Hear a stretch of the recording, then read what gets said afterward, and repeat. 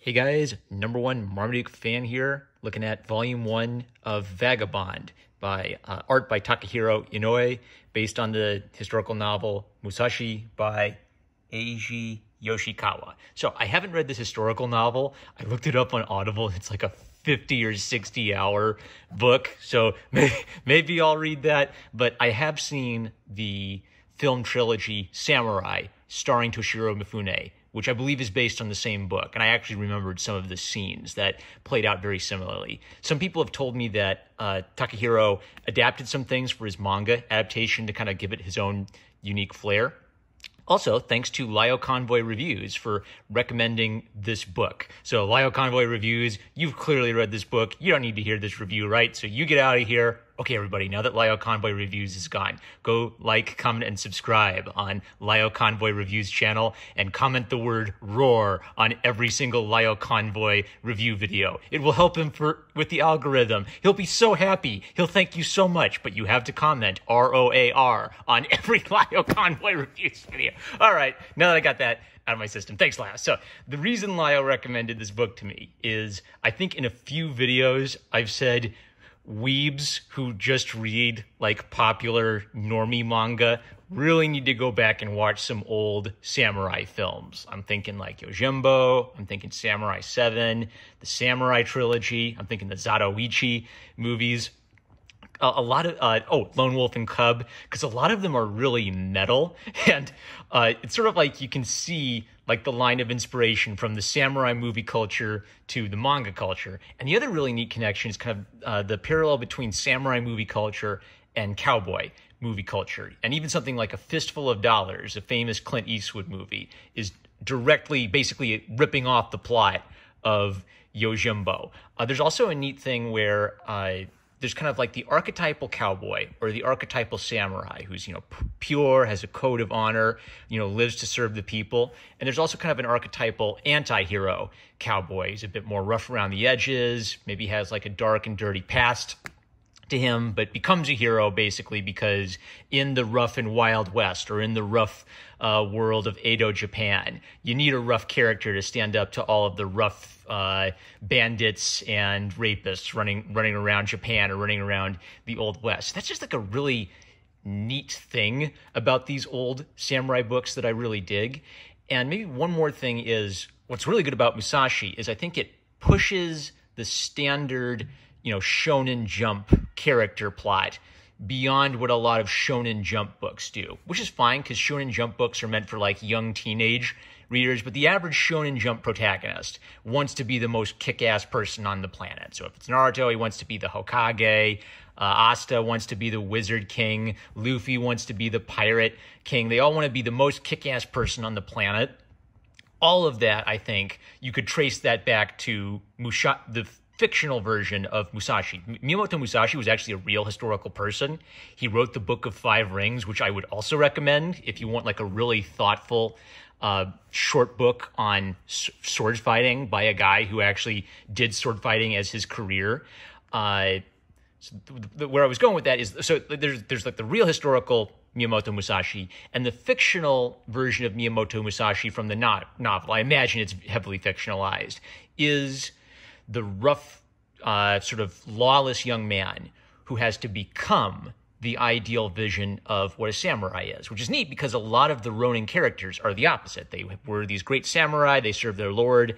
After the Civil War period ended, the samurai had no work. They all had to wander around, basically hungry and looking for work, like beggars, right? So a lot of these stories are about great samurai becoming reduced and becoming wild men. Whereas Musashi, or Takezo, as he's known at first, goes in exactly the opposite direction, from vagabond to idealized hero. And it's a really, really neat journey, and some really fascinating stuff is done over the course of his journey. Also, I would highly recommend this based on just the strength of Takahiro Inoue's fantastic art, and he's doing some really interesting experimental stuff too.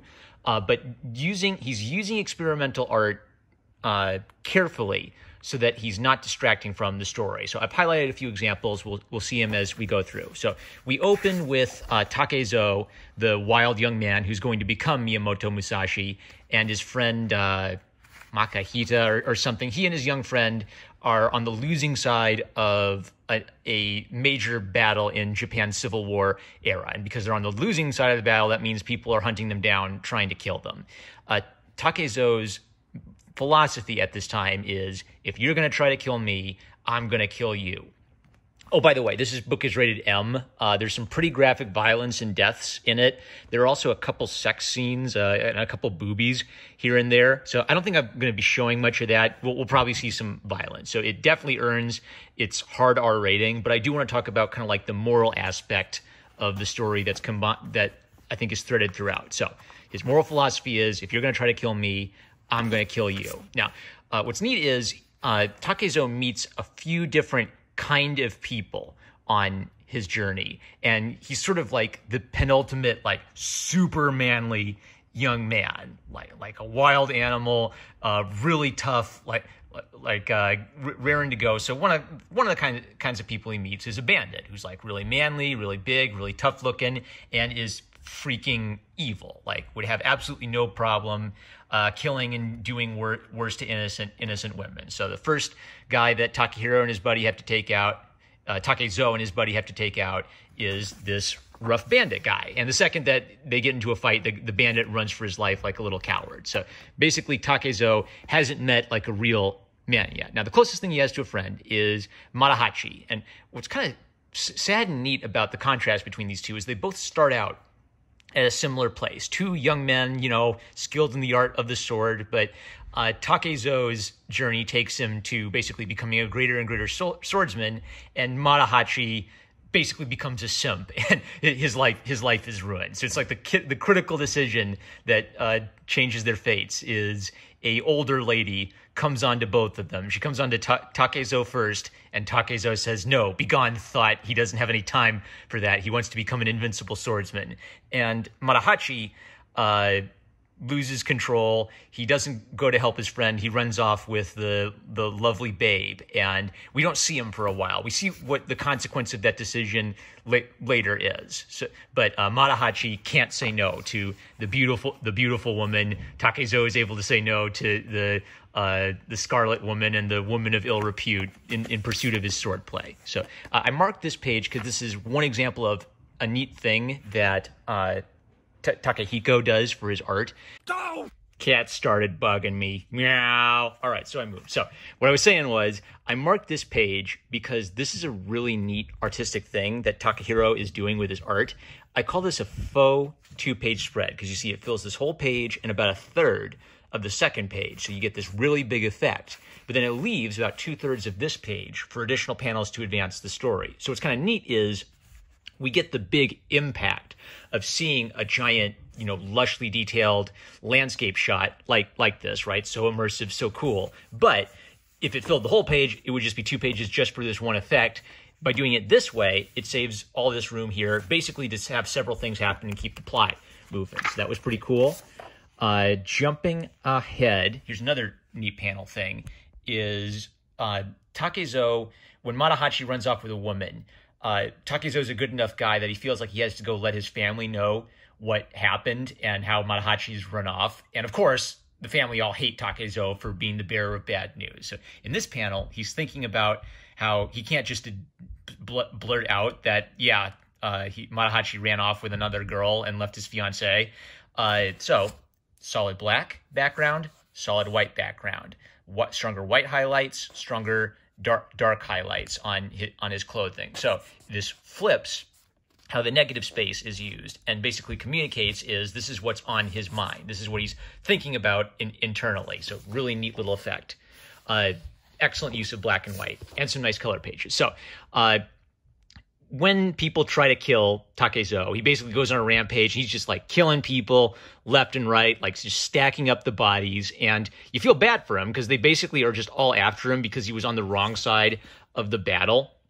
But he's really just like lashing out like a wild animal. And he's met all of these people. He's met like bad guys who are big, strong guys who are murdering and raping people. He has met officials who represent the government who are sort of nasty, girly men who want to abuse their power to fondle the pretty girls around town, right? So Takezo has never really met either a good man or a strong man. And what happens to Takezo is he finally meets a man who is a good man and a man who is a strong man and who isn't afraid of him, Takuwan. Now, Takuwan is also based on a historical figure. The real Takuwan was like a Zen Buddhist monk, I think, wrote about swordplay. So I don't know anything about the historical Takuwan, but book Takuwan is just like a really cool, really competent, really stable and mature older guy, and this sort of contest of wills between the two of them is really interesting. And I feel like a lot of people, if they read this the first time,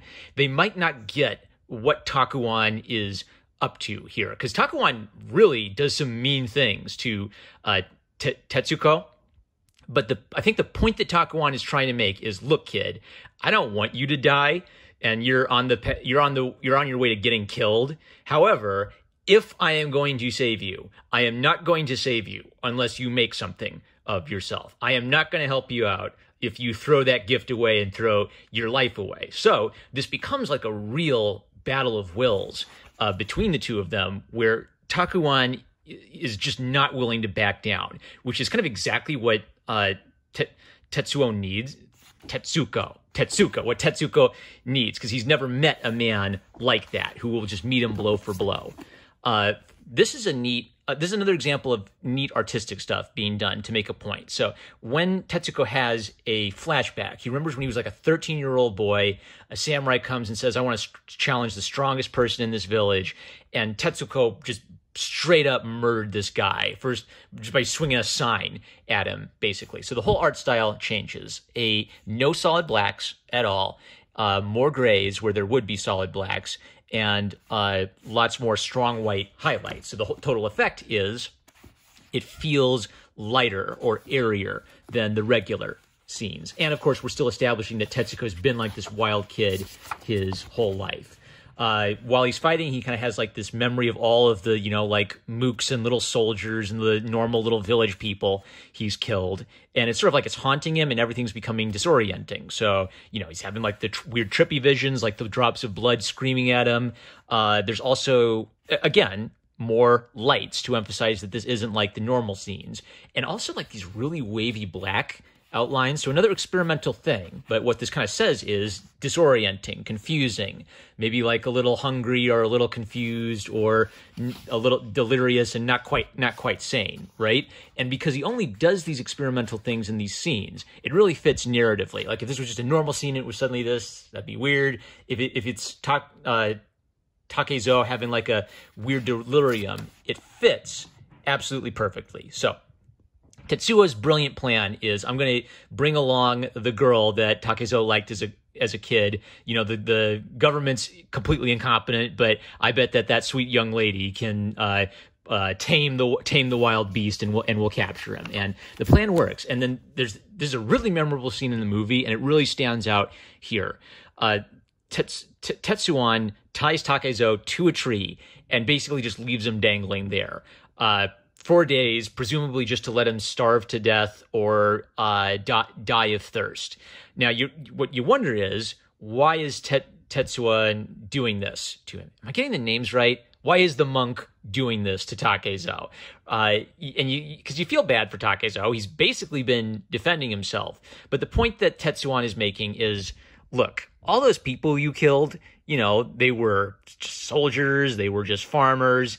You think that you were protecting yourself. Okay, well, did they have lives? And what's kind of neat about this is it's sort of like this is a subtle and well-developed idea on self-defense that isn't just a generic, it's bad to kill people message. So it's kind of true that Tetsuko has been defending himself, but what Tetsuwan thinks is that he thinks Tetsuko's on a self-destructive path. What Tetsuko's really wants is for someone to kill him so he can die gloriously in battle. So it's not that Tetsuko wants to stay alive. It's that he wants to die fighting in battle so that his life will end and his self-hatred will end. So what Tetsuwan is kind of doing is he's teaching Tetsuko that those people's lives matter and your life matter, and I'm going to teach you this by taking away the one thing you want most. You want to die stupidly in a battle, throwing your life away, so you just like go out in a blaze of glory. I'm gonna humiliate you. I'm not going to let you go out that way. And we feel bad for Tetsuko, and we wonder what Tetsuwan. Now, what we learn later is Tetsuwan is actually planning to get this kid off. He's going to, because the villagers want to murder this kid. So Tetsuwan's plan is basically to leave him there for a few days so he's weak. Then he'll cut him down and get him the heck out of the village to make it look good. So he needs to make it look good so people will actually believe that Tetsuko is dead. And we get the feeling that Tetsuwan is thinking, well, I may as well use this opportunity to teach this kid a lesson that he'll never forget. Do not throw your life away, because that's been the path he's been on. Here's another example of something cool where there's sort of like these loose calligraphic brushstrokes. And what this kind of represents is, like high energy. He's got like his, fight or flight syndrome activating, and he knows there's some swordsmen around here for him to take out. So after Tetsuwan saves Tetsuko, he gives him a whole new lease on life. He gives him some affirmation, where Tetsuko's never had a good father figure. His father was a swordsman who used to just beat him up all the time and threaten his life. Tetsuwan tells Tetsuko basically that your life matters, which is what Tetsuko needed, an older man to give him some guidance and put him on the right path in life. So Tetsuko's new lease on life comes with a new name. Tetsuko is dead. He is now Miyamoto Musashi, on a journey to challenge the greatest sword fighters in the world and become invincible under the sun. So, like a lot of the Shonen Jump protagonists, he wants to become the most badass sword fighter who's ever lived. But his journey to becoming a badass sword fighter is more than just becoming a badass sword fighter. It's about it's about having the right orientation in life, or the right goal in life. And what this is represented as is he actually cares about his life now and what he does with his life now, so that he owns his sword. I had a neat thought while reading this, which is I think that Tetsuko wants to die, but is afraid to die in his early life. So he's fighting and fighting and fighting because he's afraid to die. At the same time, he's always secretly hoping that he'll meet someone who will kill him. Tetsuwan isn't afraid to die, but he wants to live. So he loves his life. He loves, doing what he can do and hunting down criminals and calling out corrupt authorities and helping young pretty girls get away from the lecherous men. Like, he's just like the ultimate Chad dad in existence. But at the same time, if he has to, he's not afraid to die if that's what it's going to take to make his point. And that manhood gives Tetsuko, now Miyamoto Musashi, the focus he needs to go forward. He's now prepared to die if that's what it takes to achieve his goal, but he will not throw his life away. And kind of like the whole rest of the volume is he encounters several different kinds of swordmen. Like, there's the anime pretty boy swordsman who's incredibly fast and incredibly talented, but seems to be kind of like lackadaisical and is always chasing the girls around. He doesn't take the old samurai code too seriously. He faces other swordsmen who just don't take him too seriously and they end up dead, or maybe they take him a little seriously, but they're not nearly in his class. And finally, he starts to, after he beats the first few mooks, he starts to finally face some swordsmen who are actually very serious. And there's some just like cool sword fighty stuff. Like, his position doesn't resemble any particular style. His stance has no set form. Right, he trained himself out in the woods, and he learned a little bit from his father. So maybe the problem with this school is a lot of the students just swing the sword around, right? And wave their arm. No, there's more to sword fighting than that. You got to use your hips. You got to be fluid. You got to be awake and paying attention. And you've got to be prepared to die, because this is a big deal. It's a fight. And one of the neat cultural things about this, by the way, is when he's challenging these schools to a sword fight, this is like the ultimate reputation risk for his school. Like, is anybody going to come learn sword fighting if you're at your school if one guy showed up and just kicked everybody's ass at the school? So for them, these what seem like friendly duels are actually really like life or death struggles. Everything is on the line. Their careers are on the line. Their livelihoods are on the line. Their honor is on the line. And Miyamoto Musashi finally gets to meet some swordsmen who are as serious about the craft of swordsmanship as he is. So, ends with a bang, and Matahashi. So his boy Matahashi, who abandoned him when they were kids, he's ended up as kind of like a henpecked man who's married to an older woman who doesn't respect him as a man and doesn't take him seriously. So he's dominated by her. He's completely unmanned. He hates his life. He hates himself. he really wants to man up and be a man again like he was as a young man, but he can't make himself do it. And so while he's still kind of like farting around drunk, Miyamoto Musashi is making real progress towards his dream of becoming the ultimate swordsman. So hopping ahead to this, let's see, there's some really cool info on Japanese cultural history. There are some cool sketches. The color pages are obviously beautiful. And there's a whole neat little... I'm actually just going to read this because I just think this is pretty sweet. In November 2007, Books Kinokuniya celebrated the grand opening of a new flagship store facing Bryant Park in Manhattan. As part of the festivities, Takehiko Inoue spent 3 days painting several murals directly on the walls of the new store. On the final day, in front of a crowd of spectators, Inoue-sensei applied the finishing touches to the striking 8-foot-tall images of Musashi and Kojiro. Viz Media took this opportunity to have a few words with the master manga artist. Viz, having drawn your first mural, do you feel like you've discovered anything new? I usually work at my desk when creating manga. By comparison, I found that coming all the way to New York to draw on a wall in front of people was rather relaxing. It reminded me of why I enjoy drawing so much. What was the most difficult thing about this project?